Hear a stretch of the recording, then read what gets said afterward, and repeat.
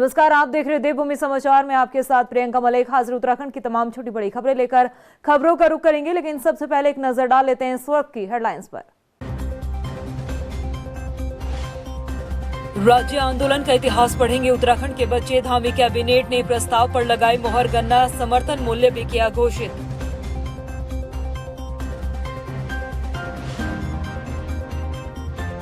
उत्तराखंड की नई आबकारी नीति पर धामी कैबिनेट की मोहर, इस बार 5,000 करोड़ से अधिक के राजस्व का लक्ष्य, ओवर रेटिंग तो निरस्त होगा लाइसेंस।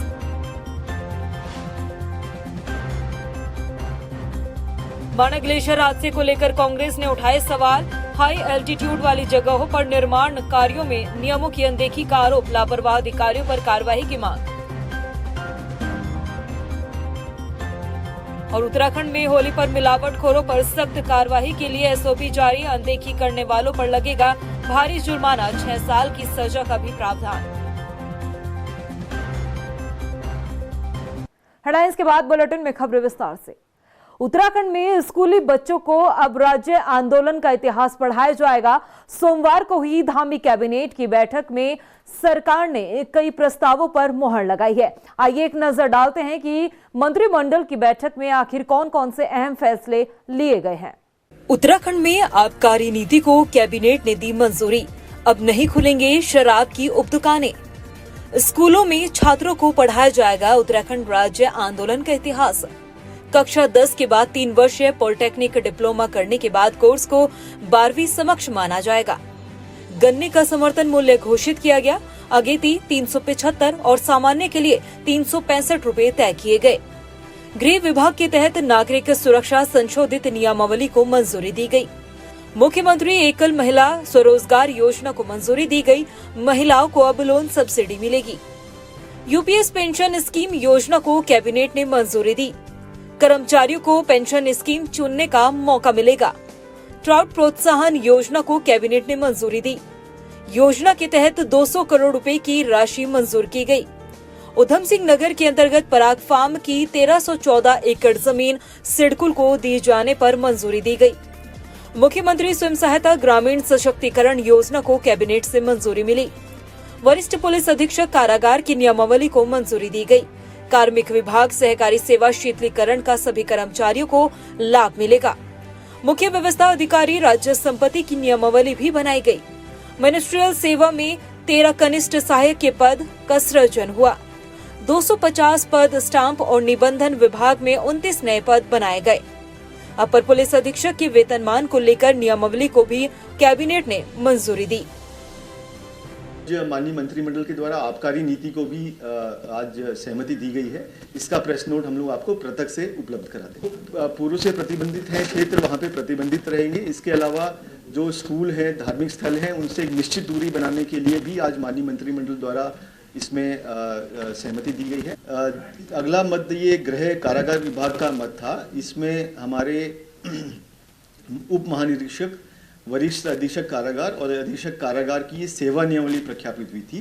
हमारे उप निरीक्षक कारागार के और वरिष्ठ अधीक्षक और अधीक्षक कारागार के जो पद क्रिएट हुए थे, उसके संबंध में ये नियमावली बनाई गई है ताकि उनका प्रमोशन सुचारू रूप से हो सके। तो इस पर भी माननीय मंत्रिमंडल द्वारा अनुमोदन दिया गया। इसके अलावा एक कार्मिक विभाग का मत था। ये राज्य कार्मिकों के लिए जो अर्हकारी शीतलीकरण प्रदान किए जाने के संबंध में जो व्यवस्था समय समय पे आती रही है, तो इसमें ये विचार किया गया कि इसको सामान्य रूप से सभी के लिए इसको लागू कर दिया जाए। तो इसमें ये व्यवस्था दी गई कि पूरे कर्मचारियों को अपने कार्यकाल में एक बार जो उनकी अर्हकारी सेवा होती है उसमें 50% की छूट देने पे इसमें आज माननीय मंत्रिमंडल द्वारा अनुमोदन दिया गया।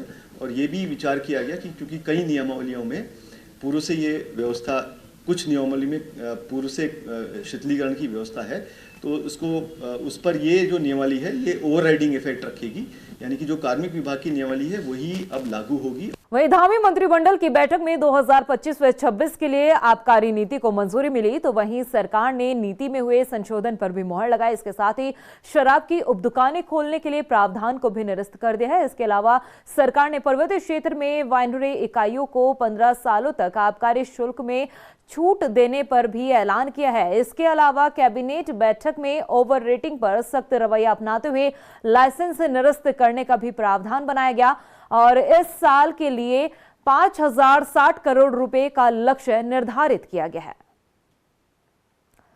पहाड़ी मैदानी के मुद्दे पर मंत्री प्रेमचंद अग्रवाल की मुश्किलें कम होती हुई नजर नहीं आ रही। अपने बयान पर माफी मांगने के बाद भी मंत्री प्रेमचंद अग्रवाल को लगातार विरोध का सामना करना पड़ रहा है। ऐसे हालातों में मुसीबत धामी सरकार के लिए बढ़ती नजर आ रही है।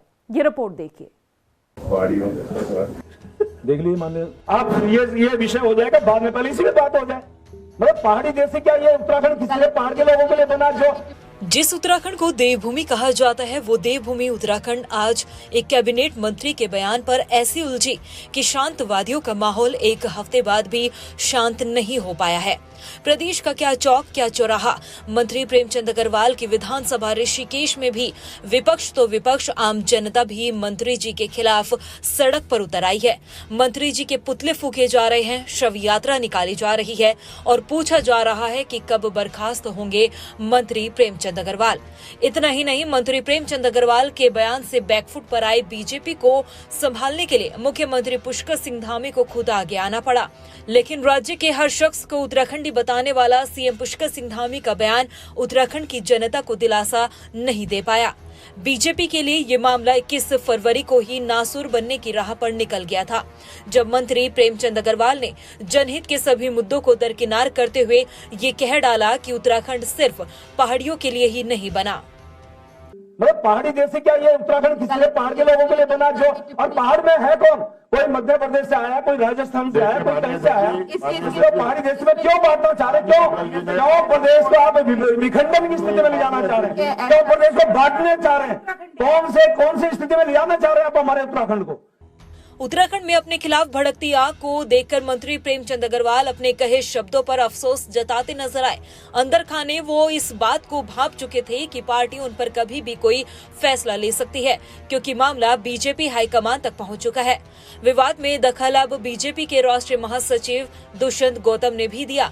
राष्ट्रीय महासचिव ने भी तल्ख लहजे में उत्तराखंड बीजेपी नेताओं को सही ढंग से बोलने की सलाह दे डाली।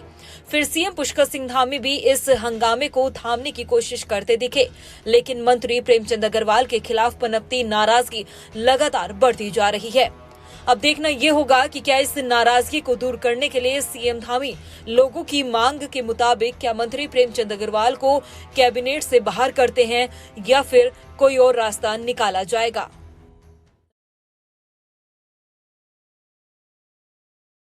उधर मुख्य विपक्षी दल कांग्रेस ने माणा ग्लेशियर हादसे को लेकर सवाल खड़े किए हैं। इसके साथ ही लापरवाह अधिकारियों के खिलाफ कार्रवाई की मांग की गई।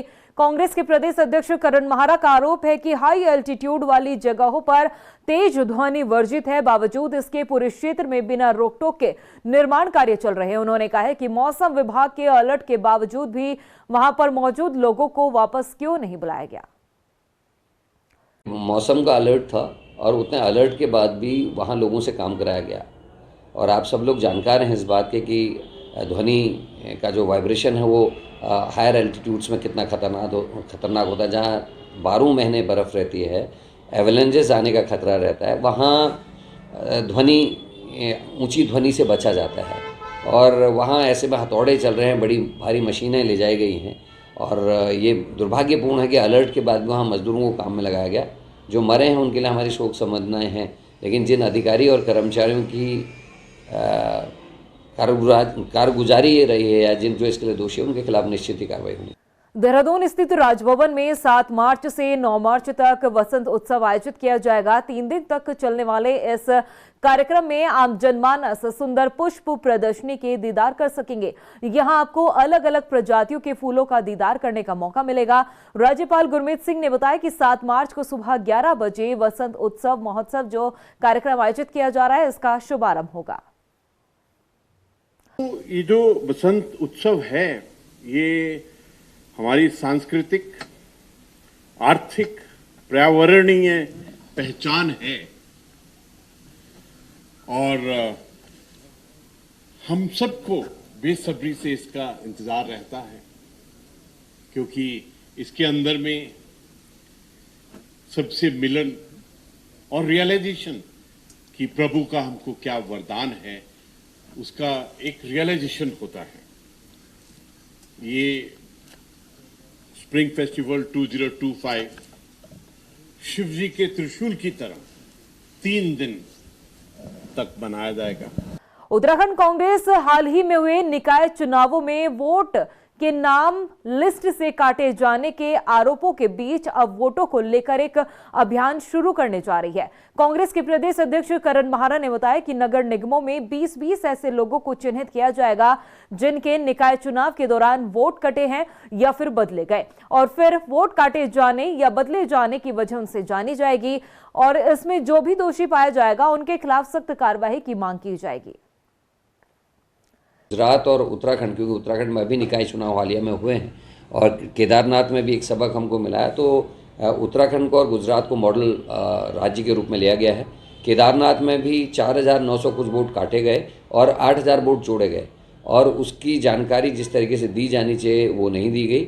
और भी बहुत सारे इसमें लूप होल्स हैं जिसको लेकर हम लोग चिंतन मंथन करें और अब ये 3 महीने की ड्राइव है जिसमें हम हर निकाय में 20 ऐसे वोट्स जो काटे या बदले गए उनके फॉर्म भरवा रहे हैं और उसमें हम सूचना के अधिकार पर जानकारियाँ भी मांगेंगे, कब रजिस्ट्री भेजी गई, किसने रिसीव की, बीएलओ ने जाके क्या कहा, बीएलओ ने क्या रिपोर्ट दी और नाम कटाने वाला व्यक्ति कौन था और एक व्यक्ति ने कितने नाम कटवाए, क्योंकि एक व्यक्ति केवल 5 फॉर्म ऐसे भर सकता है जिसका उल्लंघन भी इस पूरे चुनाव में हुआ है।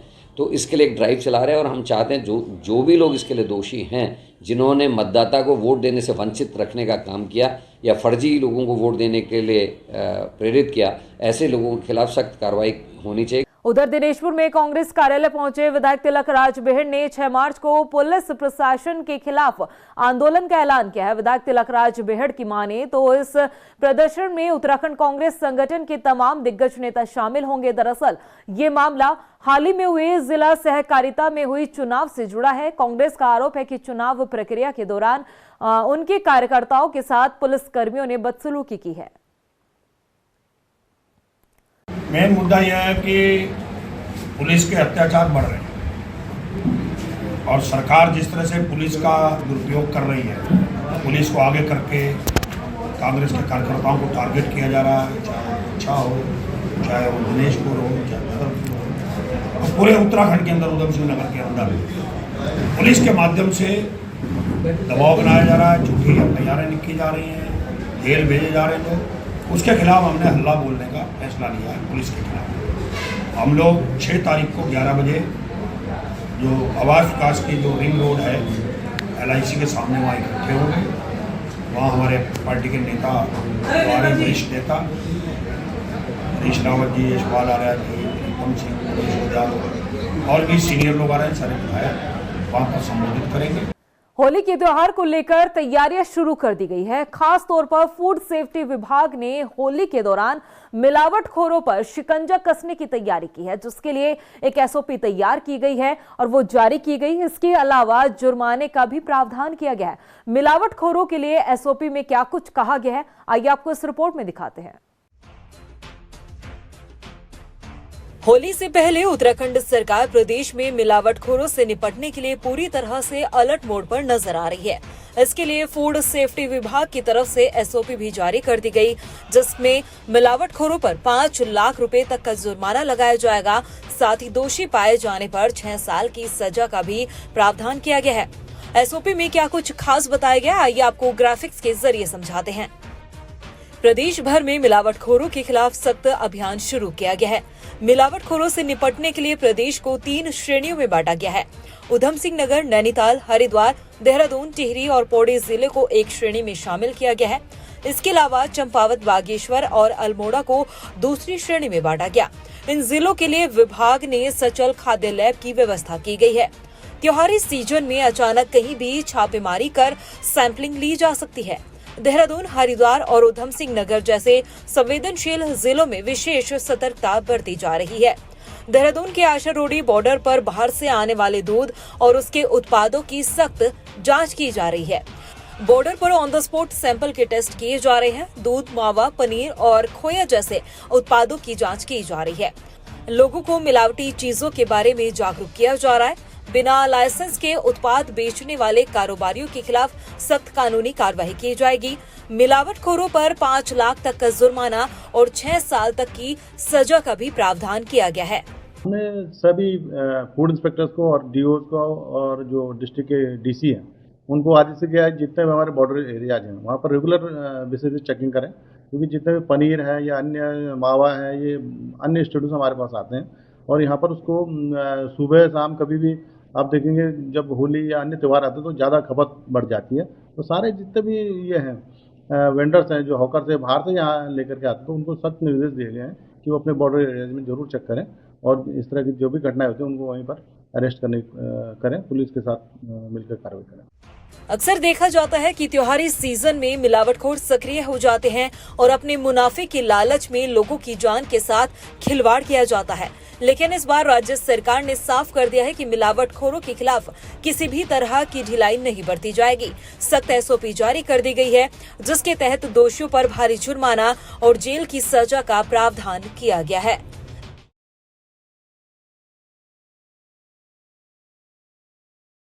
उधर उत्तराखंड के लिए मौसम विभाग की चेतावनी के बाद से पुलिस प्रशासन अलर्ट मोड पर नजर आ रहा है। आईजी गढ़वाल राजीव स्वरूप ने बताया कि राज्य के ऊंचाई वाले इलाकों में पर्यटक और स्थानीय लोगों को जाने से रोका जा रहा है। उन्होंने बताया कि लोगों की सुरक्षा के लिए हर जरूरी कदम उठाए जा रहे हैं। आपको बता दें कि 28 फरवरी को चमोली के माणा गांव के पास आए एवलांच हादसे के बाद से प्रशासन कोई भी चूक नहीं जाता है। देखिए, अभी पिछले दौरान यहाँ पे काफ़ी हैवी स्नोफॉल हुआ था हाई ऑल्टीट्यूड्स में, जिसमें कि एवलांच आया था और जिसमें कि हमने एक ऑपरेशन भी चलाया जिसमें कि 54 लोग जो थे वो मजदूर जो थे बीआरओ के वो एवलांच में दब गए थे। उनको हमने 46 को हमने लाइव रिकवर किया और अनफॉर्चुनेटली 8 लोगों की इसमें जान चली गई। तो पूरे गढ़वाल रेंज में जैसा मौसम ने अलर्ट किया है कि वहाँ पे एवलांच या फिर भारी स्नोफॉल की चेतावनी दी गई है, तो जहाँ पे जो हाई ऑल्टीट्यूड के जो टूरिस्ट प्लेसेस हैं वहाँ पे एक जनरल अलर्ट इशू किया गया है। वहीं लालकुआ की लाइफलाइन कही जाने वाली गौला नदी के श्रमिक और खनन कार्य से जुड़े हजारों वाहन स्वामियों ने सोमवार को सड़क पर उतरकर स्टोन क्रशर संगठन के खिलाफ जमकर प्रदर्शन किया। नाराज लोगों ने स्टोन क्रशर संगठन पर वादा खिलाफी का आरोप लगाया।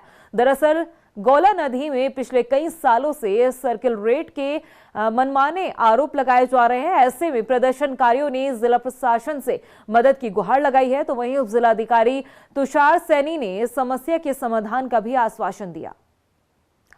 कि आज शांतिपूर्ण तरीके से हमारा यहाँ पर रैली प्रदर्शन था और उसके बाद हमें भी एसडीएम साहब को यहाँ पर ज्ञापन सौंपेंगे और ज्ञापन सौंपने के बाद अगर कल तक हमारा कोई फैसला निकला तो ठीक है, और अगर फैसला नहीं निकला तो कल हम सब लोग यहाँ से मोटरसाइकिलों में आईटी ऑफिस जाकर के अपनी अपनी गाड़ियों को सिलेंडर कराने का काम करेंगे और इस सीजन हम गेट को बंद करने का हमने फैसला ले लिया है।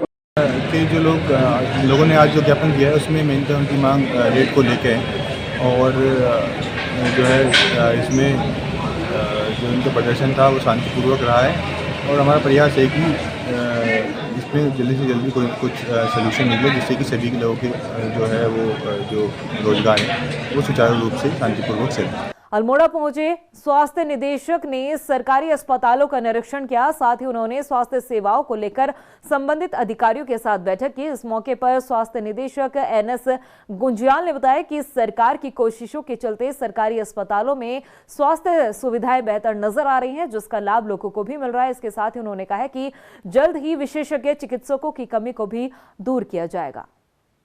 हमारा पहला जो पास आउट होकर बैच मई तक आ जाने वाला है, इसके बाद वो भी स्पेशलिस्ट आएंगे हमारे, तो हमारे जो चिकित्सा व्यवस्था थोड़ी सुधर जाएगी। तो लगभग सभी स्पेशलिस्ट हमारे जो है सभी डिस्ट्रिक्टों में आने वाले हैं। तो आगे से हर साल हमारे स्पेशलिस्ट हर साल तैयार होकर आने वाले हैं, तो व्यवस्थाएं अच्छी हो जाएगी। दवाइयाँ हमारे यहाँ सारी उपलब्ध है। आजकल दवाइयों की कोई ऐसी कमी नहीं है। हमारी वर्तमान सरकार जो है चाहे किसी भी, जैसे आपके यहाँ वो भी तो होगा, अगर ये औषधि वाला भी होगा, जन औषधि हो, चाहे हमारे स्टोर में भी सारी सप्लाई है, ऐसी कोई प्रॉब्लम नहीं है। उधर चंपावत जिले के बाराकोट बाजार में कूड़े का ढेर पड़ा हुआ है। आलम यह है कि जगह जगह फैली गंदगी की वजह से अब लोगों को काफी परेशानियों का सामना करना पड़ रहा है। लोगों का आरोप है कि लंबे समय से क्षेत्र में कूड़े का निस्तारण नहीं हो पाया है। यही वजह है कि हर तरफ गंदगी पसरी हुई है।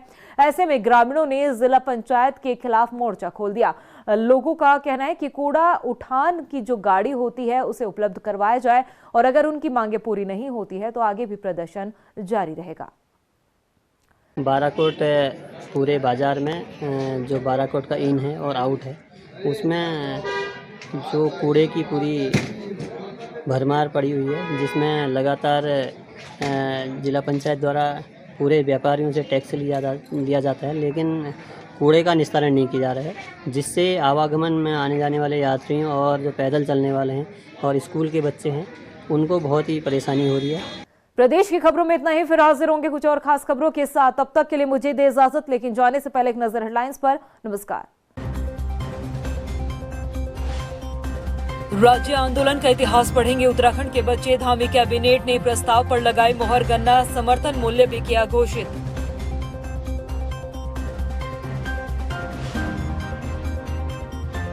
उत्तराखंड की नई आबकारी नीति पर धामी कैबिनेट की मोहर। इस बार 5,000 करोड़ से अधिक के राजस्व का लक्ष्य।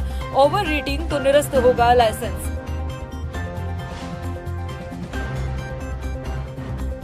माना ग्लेशियर हादसे को लेकर कांग्रेस ने उठाए सवाल। हाई एल्टीट्यूड वाली जगहों पर निर्माण कार्यों में नियमों की अनदेखी का आरोप। लापरवाह अधिकारियों पर कार्रवाई की मांग। और उत्तराखंड में होली पर मिलावटखोरों पर सख्त कार्रवाई के लिए एसओपी जारी। अनदेखी करने वालों पर लगेगा भारी जुर्माना। 6 साल की सजा का भी प्रावधान।